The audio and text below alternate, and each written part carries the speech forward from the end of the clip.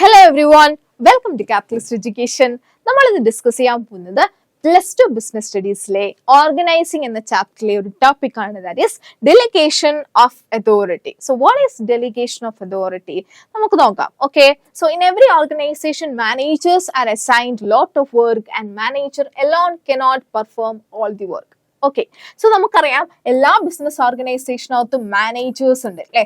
ഈ മാനേജേഴ്സിന് ചെയ്യേണ്ട ഒരുപാട് ഉത്തരവാദിത്തങ്ങളുണ്ട്.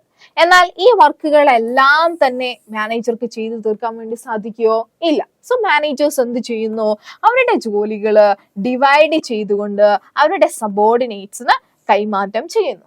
ഓക്കെ, ജോലികൾ ഡിവൈഡ് ചെയ്തുകൊണ്ട് സബോർഡിനേറ്റ്സിന് കൈമാറ്റം ചെയ്യുന്നു. സോ ഇങ്ങനെ കൈമാറ്റം ചെയ്യുന്ന സമയത്ത് ഓരോ വർക്കേഴ്സിനും, ഓരോ കീഴിലുള്ള ഓരോ സബോർഡിനേറ്റ്സിനും റെസ്പോൺസിബിലിറ്റി വരികയാണ് അല്ലെ.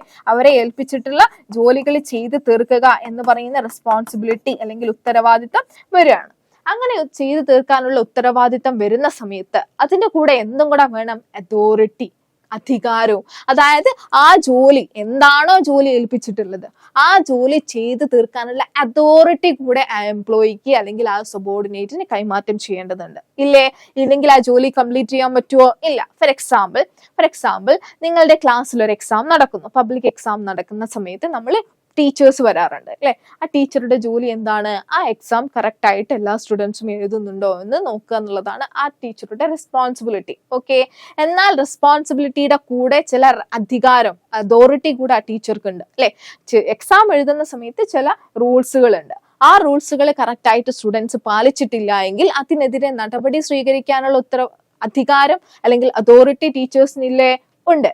എന്നാൽ നമ്മൾ നോക്കുന്ന സമയത്ത് ഈ ടീച്ചർക്ക് റെസ്പോൺസിബിലിറ്റി ഉണ്ട്, എക്സാം കണ്ടക്ട് ചെയ്യാന്നുള്ള റെസ്പോൺസിബിലിറ്റി ഉണ്ട്. എന്നാൽ യാതൊരുവിധ അതോറിറ്റി ഇല്ല എന്ന് വിചാരിക്കുക, യാതൊരുവിധ അധികാരവും ഇല്ല. അതായത് എക്സാം കണ്ടക്ട് ചെയ്യണം, എന്നാൽ എന്തെങ്കിലും തരത്തിലുള്ള വീഴ്ചകൾ വന്നു കഴിഞ്ഞാൽ അതിനെതിരെ നടപടി സ്വീകരിക്കാനുള്ള അവകാശം ഈ പറയുന്ന ടീച്ചർക്കില്ല എങ്കിൽ അവിടെ പ്രോപ്പറായിട്ട് എക്സാം നടക്കുമോ? എല്ലാ കുട്ടികളും റൂൾസ് ഫോളോ ചെയ്യോ? ഇല്ല. നടപടികൾ സ്വീകരിക്കപ്പെടുന്നില്ല എങ്കിൽ അവിടെ എന്തുണ്ടാവില്ല? റൂൾസുകൾ കറക്റ്റായിട്ട് ഫോളോ ചെയ്യപ്പെടില്ല. ഇല്ലേ? സോ പറയുന്നത് ഒരു ബിസിനസ് ഓർഗനൈസേഷന്റെ കേസിലും നമ്മളൊരു റെസ്പോൺസിബിലിറ്റി ഏൽപ്പിക്കുന്ന സമയത്ത് ആ റെസ്പോൺസിബിലിറ്റി ഫുൾഫിൽ ചെയ്യാനുള്ള അധികാരവും അതോറിറ്റിയും കൈമാറ്റം ചെയ്യണം. ഓക്കെ, അങ്ങനെ കൈമാറ്റം ചെയ്യുന്നതിനെയാണ് നമ്മൾ എന്ത് വിളിക്കുന്നത്? ഡെലിഗേഷൻ ഓഫ് അതോറിറ്റി എന്ന് വിളിക്കുന്നത്. ഓക്കെ, കീഴ് ജീവനക്കാർക്ക് ജോലി ഏൽപ്പിക്കുകയും, അതായത് സബോർഡിനേറ്റ്സിനെ അവർക്ക് ചെയ്യാനുള്ള ജോലി ഏൽപ്പിക്കുകയും ആ ജോലി നിർവഹിക്കുന്നതിന്, കംപ്ലീറ്റ് ചെയ്യുന്നതിന് ആവശ്യമായിട്ടുള്ള അധികാരവും കൈമാറ്റം ചെയ്യുന്നതിനെയാണ് നമ്മൾ എന്ത് വിളിക്കുന്നത്? ഡെലിഗേഷൻ ഓഫ് അതോറിറ്റി എന്ന് വിളിക്കുന്നത്. ഓക്കെ, ഫോർ എക്സാമ്പിൾ ഞാനൊരു ബിസിനസ് ഓർഗനൈസേഷനകത്തുള്ള പ്രൊഡക്ഷൻ മാനേജറാണ്. ഓക്കെ, സോ എന്നെ എന്ത് ചെയ്യുന്നു?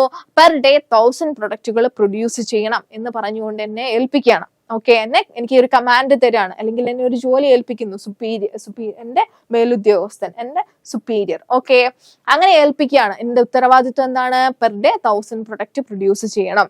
എന്നാൽ ഇതിനാവശ്യമായിട്ടുള്ള മെറ്റീരിയൽ പർച്ചേസ് ചെയ്യാനോ ഇതിനാവശ്യമായിട്ടുള്ള ലേബേഴ്സിനെ കൊണ്ടുവരാനോ ഉള്ള അധികാരം എനിക്കില്ല എന്ന് വിചാരിക്കുക. അങ്ങനെയുള്ള യാതൊരുവിധ അധികാരവും എന്റെ കയ്യിലില്ല. ഈ പറയുന്ന റെസ്പോൺസിബിലിറ്റി ഫുൾഫിൽ ചെയ്യാനുള്ള യാതൊരുവിധ അധികാരവും എനിക്കില്ല എങ്കിൽ ഈ പെർ ഡേ 1000 പ്രൊഡക്റ്റ് പ്രൊഡ്യൂസ് ചെയ്യാൻ കൊണ്ട് സാധിക്കുമോ? ഇല്ല.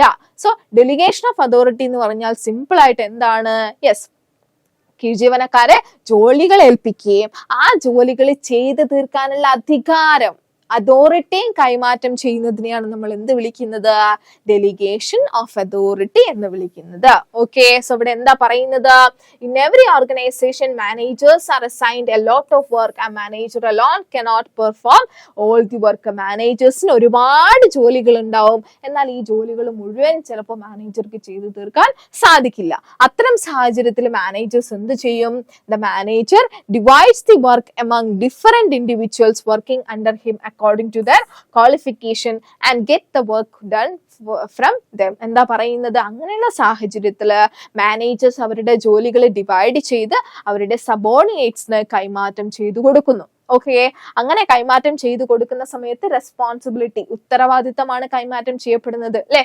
ആ ജോലി ചെയ്തു തീർക്കാനുള്ള ഉത്തരവാദിത്തമാണ് കൈമാറ്റം ചെയ്യപ്പെടുന്നത്. ഉത്തരവാദിത്തം മാത്രം കൈമാറ്റം ചെയ്യപ്പെട്ടാൽ മതിയോ? അല്ല.